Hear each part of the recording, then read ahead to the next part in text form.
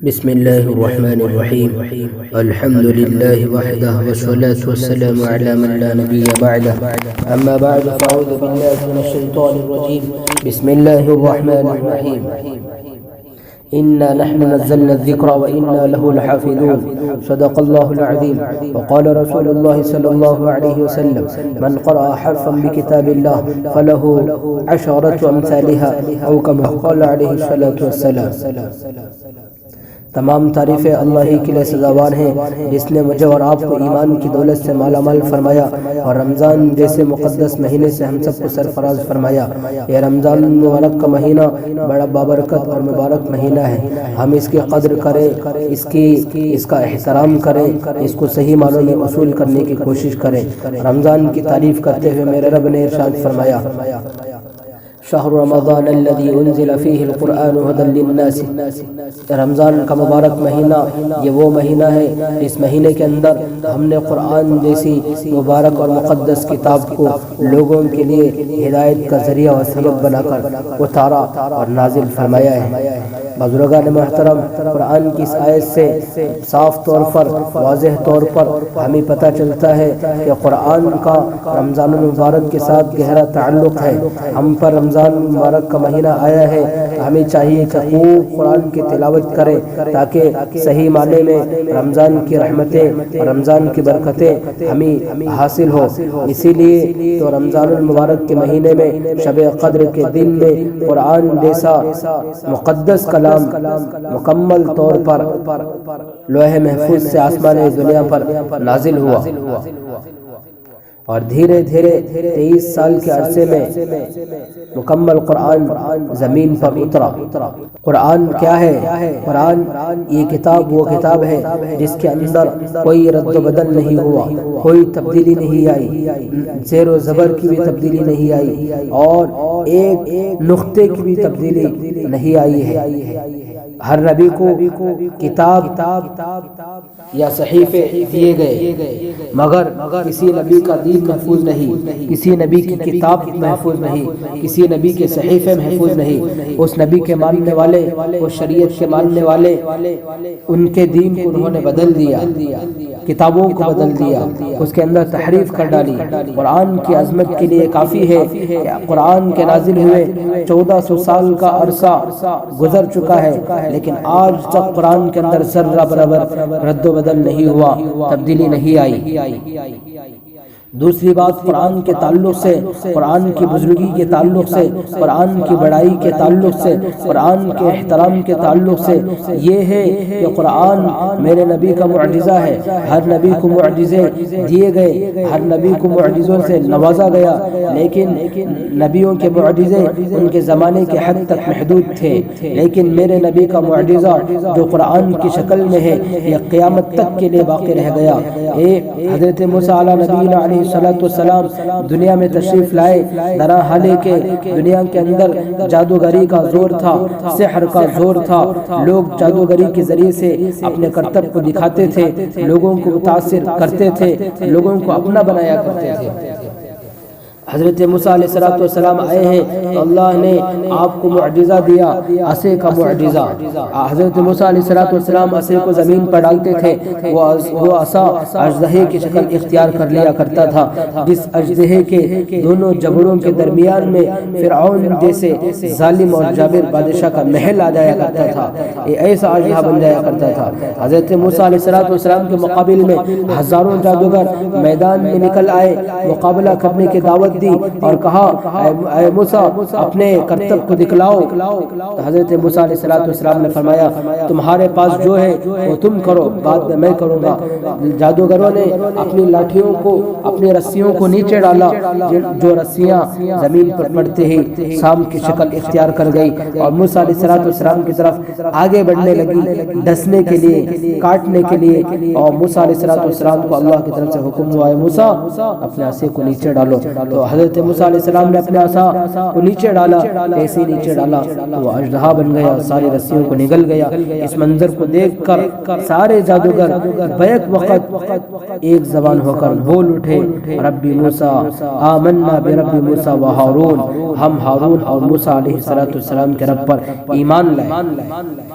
یہ معجزہ معجزہ اتنا بڑا معجزہ میرے بھائیوں، بزرگوں اور دوستوں، اتنا بڑا معجزہ، حیران کن معجزہ ہونے کے باوجود بھی حضرت موسیٰ علیہ السلام کے ساتھ یہ معجزہ چلا گیا۔ آپ کے چلے جانے کے بعد یہ معجزہ باقی نہیں رہا۔ آج اگر کوئی وہ معجزہ دکھانا چاہے، اگر کوئی موسیٰ علیہ السلام کے عصا کو لا کر زمین پر ڈالے تو بتاؤ کیا عصا اژدہے کی شکل اختیار کر لے گا؟ ہرگز نہیں۔ ایسے ہی حضرت عیسیٰ علیہ نبینا علیہ السلام دنیا میں تشریف لائے، درا حالے کے طب کا زور تھا، علاج معالجے کا زور تھا، ڈاکٹری کا زور تھا۔ حضرت عیسیٰ علیہ السلام کو اللہ نے معجزہ دیا۔ وہ کیا معجزہ تھا کہ حضرت عیسیٰ علیہ السلام کے پاس کوڑ کا مریض آتا تھا، حضرت عیسیٰ علیہ السلام کے مسح کے ذریعے سے اس کا کوڑ کا مرض دور ہو جایا کرتا تھا۔ حضرت عیسیٰ علیہ السلام کے پاس کوئی مادر ذات اندھا بھی اگر آتا تھا، حضرت عیسیٰ علیہ السلام اس کے آنکھوں پر ہاتھ پھیرتے تو اس کو بینائی آ جایا کرتی تھی۔ ایسا زبردست معجزہ حضرت عیسیٰ علیہ السلام کو عطا کیا گیا۔ لیکن حضرت عیسیٰ علیہ السلام کے زمانے کے بعد، ان کے چلے جانے کے بعد، ان کا معجزہ بھی ان کے ساتھ چلا گیا، ان کا معجزہ باقی نہیں رہا۔ آج اگر کوئی کوڑ کے مریض کو ٹھیک کرنا چاہے جیسے عیسیٰ علیہ السلام کیا کرتے تھے، ویسے آج اگر کوئی کرنا چاہے تو ہرگز نہیں کر سکتا۔ آج اگر کوئی کسی نابینا کی بینائی کو واپس لانا چاہے صرف ہاتھوں کو پھیر کر، تو یہ ایسا کوئی کرتب نہیں دکھلا سکتا ہے۔ اور آگے بڑھیے، تمام نبیوں کے بعد میرے اور آپ کے آقا جناب محمد الرسول اللہ صلی اللہ علیہ وسلم اس کائنات میں تشریف لائے۔ درا حالے کے دنیا کے اندر زور تھا زبان دانی کا، دنیا کے اندر بلکہ عرب یہ خاص خطے عرب کے اندر زور تھا زبان دانی کا، شاعری کا، شعر بازی کا۔ اسی لیے عربوں کو اپنی زبان دانی پر ناز تھا، اپنے شعر و شاعری پر غرور تھا، ان کو اپنی صلاحیت پر گھمنڈ تھا۔ اسی لیے عرب اپنے آپ کو زبان دان کہتے تھے اور ساری دنیا والے کو عجمی اور گونگا کہا کرتے تھے۔ ایسے موقع پر آپ صلی اللہ علیہ وسلم کے درمیان میں تشریف لائے اور آپ کو بطور معجزہ کتاب دی گئی، لوگوں کی ہدایت کا ذریعہ بنا کر آپ کو کلام دیا گیا، آپ کو قرآن دیا گیا۔ یہ کتاب وہ کتاب ہے جس کے نازل ہونے کے بعد سارے شاعروں کا شعر ٹوٹ گیا، سارے زبان دانوں کا گھمنڈ وہ خاکستر ہو گیا، سارے لوگ، سارے عرب حق کے بکے رہ گئے۔ اسی لیے ان لوگوں نے نبی صلی اللہ علیہ وسلم پر الزامات لگائے، تہمتیں لگائی اور طعنے دیے اور کہنے لگے اے محمد یہ کلام یہ تیرا کلام ہے، یہ تمہارا گھڑا ہوا ہے، یہ اللہ کی طرف سے دیا ہوا معجزہ نہیں ہے۔ اسی لیے کوئی کہنے والا کہتا تھا کہ آپ صلی اللہ علیہ وسلم ساحر ہیں، کوئی کہتا تھا کہ کاہن ہیں، کوئی کہتا تھا شاعر ہیں، لیکن اللہ نے آپ صلی اللہ علیہ وسلم کی طرف سے جواب دیا اور فرمایا یقولون افتراہ، اے نبی صلی اللہ علیہ وسلم لوگ کہتے ہیں کہ آپ نے اس کو گھڑا ہے، قل ان لوگوں سے کہیے فاتوا بعشر سور مثلہ، اے لوگوں تم یہ دعویٰ کرتے ہو، تم یہ کہتے ہو کہ میں نے یہ کلام کو اپنی طرف سے گھڑ کے پیش کیا ہے، تو آؤ میدان میں تم لوگ بھی اس جیسے کلام کی 10 صورتیں بنا کر پیش کر دو۔ 10 صورتوں کے بنانے میں اگر تمہیں مدد مانگنے کی ضرورت پڑے، اپنے ساتھ کسی کو بلانے کی ضرورت پڑے، جس کو چاہے اپنے ساتھ بلا لو، اللہ کو چھوڑ کر ساری زمین والوں کو اکٹھا کر لو، سارے شاعروں کو اکٹھا کر لو، سارے لوگوں کو اکٹھا کر کے اس جیسی 10 صورتیں بنا کر کے دکھا دو۔ خدا کی قسم کوئی تیار نہیں، کوئی آگے نہیں بڑھا۔ پھر اللہ ایک زینہ نیچے اتر کر ارشاد فرمایا ان کنتم فی ریب مما نزلنا علی عبدنا، اگر تم لوگ شک کرتے ہو اس کلام کے اندر جس کلام کو ہم نے اپنے بندے حضرت محمد صلی اللہ علیہ وسلم پر نازل فرمایا ہے، اگر تم کو اس کلام میں شک ہے تو فَأْتُوا بِسُورَةٍ مِّن مِثْلِهِ، 10 سورتیں نہیں پیش کر سکتے ہو تو آؤ اس جیسی ایک سورت پیش کر کے دکھلاؤ، ایک ہی صورت پیش کر کے دکھاؤ، ایک ہی صورت اپنی طرف سے گھڑ کے بنا کر کے لاؤ، پیش کرو، بنا کر کے دکھاؤ۔ چیلنج کیا گیا، مدعو کیا گیا، ابھارا گیا۔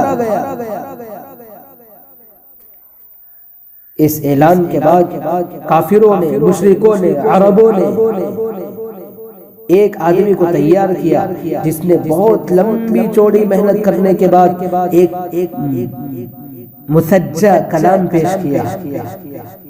الفیل ملفیل وما ادراک ملفیل ذنبہ قصیر وقرطوم الطویل۔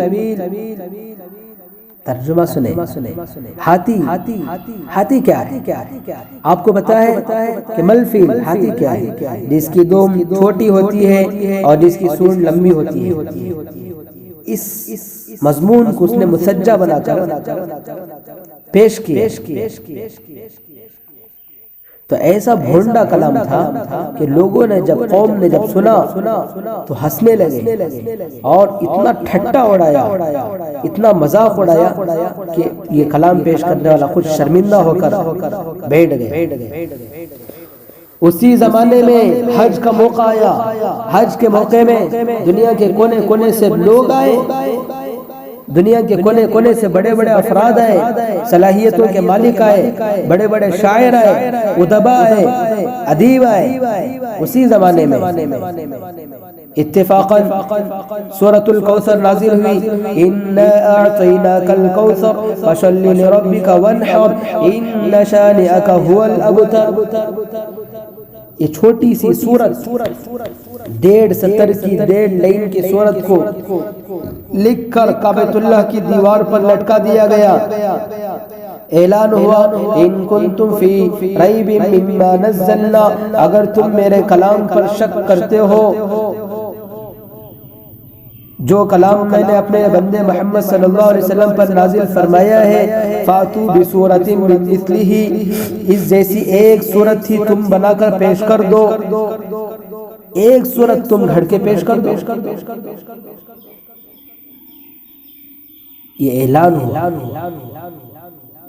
اس وقت کا سب سے بڑا شاعر، نابغائے دہر جس کو کہا جاتا ہے، وہ آیا اور اس نے اس سورت کی تلاوت کی، پڑھا تو پڑھ کر اس کے جواب میں اس نے نیچے لکھا، لیس ھذا بکلام البشر، یہ کلام ہرگز لوگوں کا بنایا ہوا نہیں ہو سکتا ہے۔ بزرگان محترم، قرآن کی فصاحت کے سامنے دنیا کے لوگوں نے گھٹنے ٹیک دیے، شاعروں کا گھمنڈ ٹوٹ گیا، عربوں کی زبانیں گم ہو گئی۔ اس کی فصاحت کا آپ اندازہ لگائیں۔ اب آگے بڑھیے، جب اس کی فصاحت کا یہ عالم ہے، اگر ہم اس کو تلاوت کریں گے، اس کی زیارت کریں گے، اس کو بوسہ دیں گے، اس کو اپنے سینے سے لگائیں گے، اس کی تلاوت کریں گے، اس کو عملی زندگی میں اپنائیں گے، تو پھر ہمیں کیا کچھ حاصل نہیں ہوگا۔ ہماری زندگی کیسی بابرکت اور روشن نہیں ہو جائے گی، ہماری زندگی میں کیسی برکتیں اور رحمتیں نہیں آ جائیں گی، بتائیں آپ۔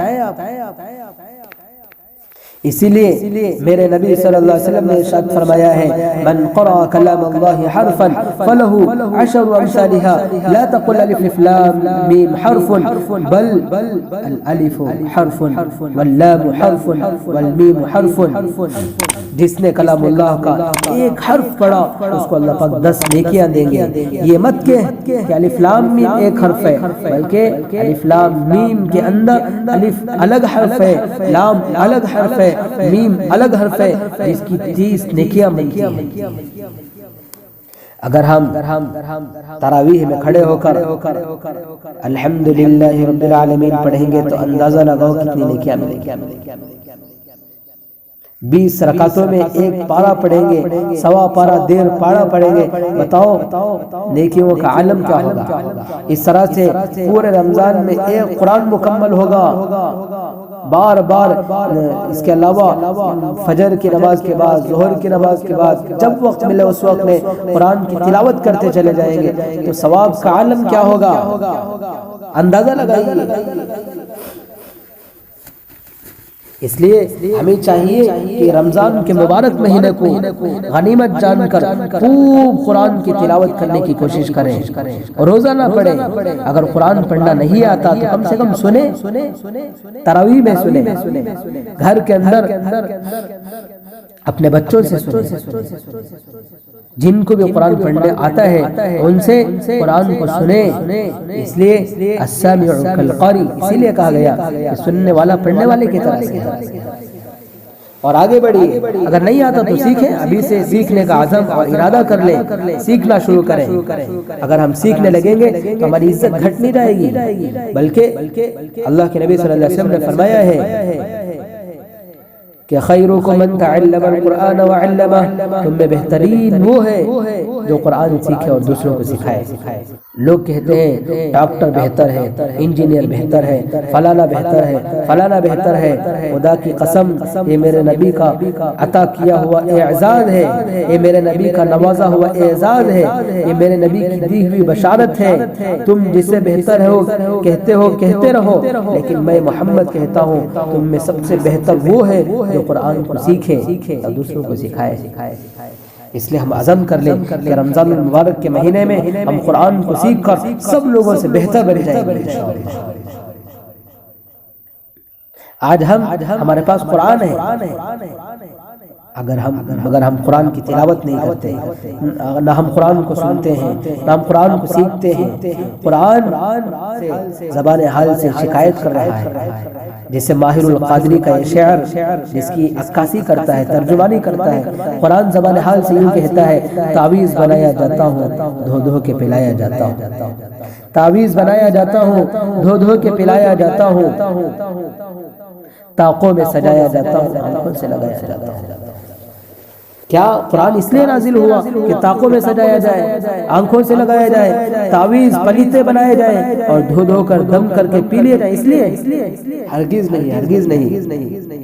یہ ھدی للمتقین ہے، الف لام میم ذالک الکتاب لا ریب فیہ ھدی للمتقین۔ یہ کتاب وہ کتاب ہے جس کے اندر شک کی کوئی گنجائش نہیں ہے۔